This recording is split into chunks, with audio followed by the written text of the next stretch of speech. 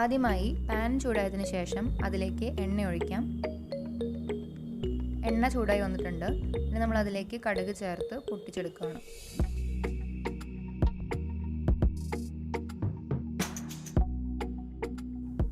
കടുക് പൊട്ടിക്കഴിയുമ്പോൾ നമുക്കതിലേക്ക് കുറച്ച് കടലപ്പരിപ്പും ഉഴുന്നും ചേർത്ത് ഇളക്കിയെടുക്കാം.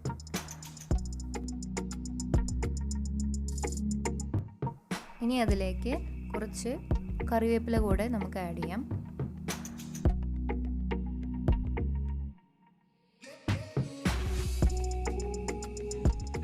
ഇത് നന്നായി ഇളക്കിയതിന് ശേഷം അതിലേക്ക് കുറച്ച് വറ്റൽമുളകും നന്നായി ചെറുതായി എരിഞ്ഞ ഇഞ്ചിയും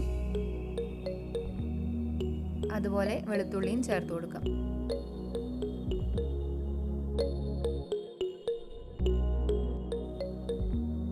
ഇതിലേക്ക് നീളത്തിൽ അരിഞ്ഞ പച്ചമുളക് ചേർത്ത് കൊടുക്കാം. അടുത്തതായി ഇതിലേക്ക് ചേർക്കുന്നത് സബോളയാണ്. ഇതിൻ്റെ പച്ചമണം മാറുന്നത് വരെ നന്നായി വഴറ്റിയെടുക്കണം.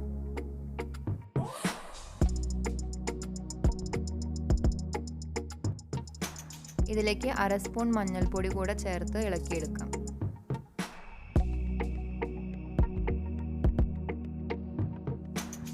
ഇത് നന്നായി മിക്സ് ചെയ്തതിന് ശേഷം അതിലേക്ക് തക്കാളി ചേർത്ത് കൊടുക്കാം.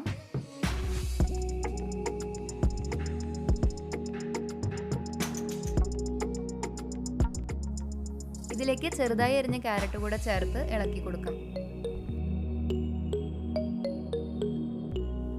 ഇതെല്ലാം നന്നായി മിക്സ് ആയതിനു ശേഷം ഇത് നമുക്ക് മൂടി വെച്ച് വേവിക്കാം. ഇപ്പോൾ നല്ല മണം വരുന്നുണ്ട്. ഇതിലേക്ക് നമുക്ക് നേരത്തെ വേവിച്ച് വെച്ച പൊട്ടാറ്റോ സ്മാഷ് ചെയ്തതിന് ശേഷം ചേർത്ത് കൊടുക്കാം.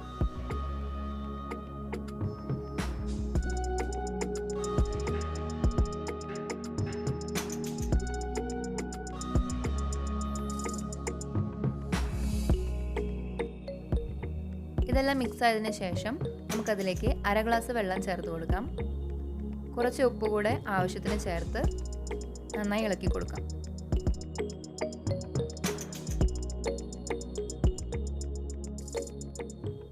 പാകമായ മസാലയുടെ മുകളിൽ നമുക്ക് കുറച്ച് മല്ലിയില വിതറിയിടാം.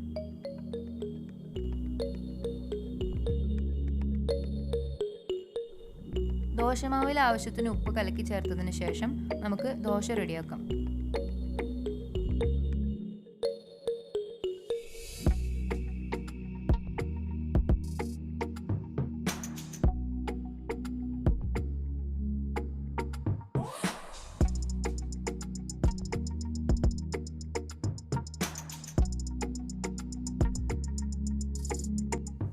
നെയ്യ് ഒഴിച്ച ദോശയിൽ മസാല കൂടെ ചേർത്ത് കഴിയുമ്പോൾ നമ്മുടെ മസാല ദോശ റെഡി.